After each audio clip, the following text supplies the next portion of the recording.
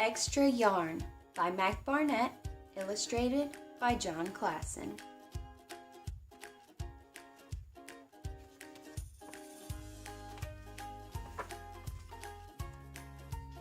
On a cold afternoon in a cold little town, where everywhere you looked was either the white of snow or the black of soot from chimney, Annabelle found a box filled with yarn of every color.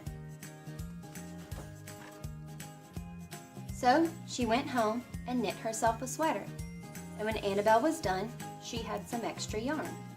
So she knit a sweater for Mars too, but there was still extra yarn. And when Annabelle and Mars went for a walk, Nate pointed and laughed and said, "You two look ridiculous."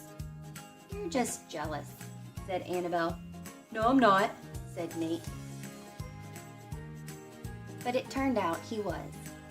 And even after she'd made a sweater for Nate and his dog, and for herself and for Mars, she still had extra yarn. At school, Annabelle's classmates could not stop talking about her sweater. "Quiet!" shouted Mr. Norman. "Quiet, everyone! Annabelle, that sweater of yours is a terrible distraction. I cannot teach with everyone turning around to look at you." "Then I'll knit one for everyone," Annabelle said, "so they won't have to turn around." "Impossible," said Mr. Norman. "You can't." But it turned out she could, and she did, even for Mr. Norman. And when she was done, Annabelle still had extra yarn. So she knit sweaters for her mom and dad, and for Mr. Pendleton and Miss Pendleton, and for Dr. Palmer, and for little Louis. She made sweaters for everyone, except Mr. Crabtree, who never wore sweaters or even long pants, and who would stand in his shorts with snow up to his knees. "No sweater for me, thanks," said Mr. Crabtree. So she made Mr. Crabtree a hat, and even then Annabelle still had extra yarn. She made sweaters for all the dogs and all the cats, and for other animals too.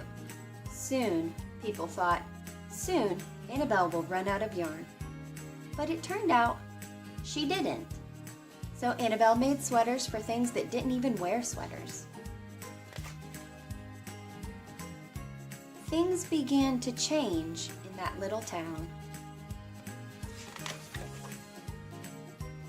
News spread of this remarkable girl who never ran out of yarn, and people came to visit from around the world to see all the sweaters and to shake Annabelle's hand.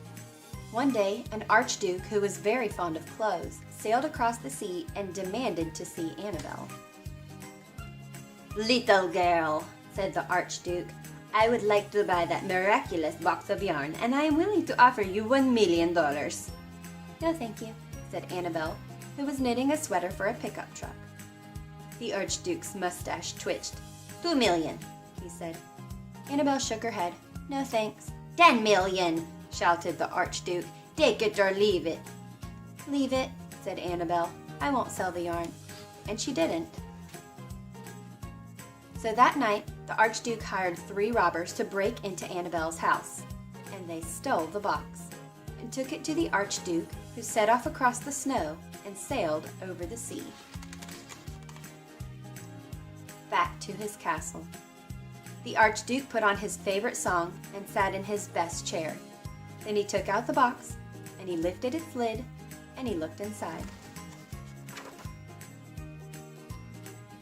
His mustache quivered.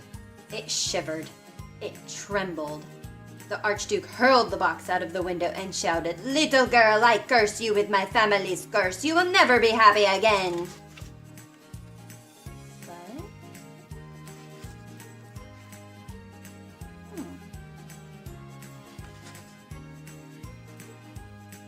it turned out she was.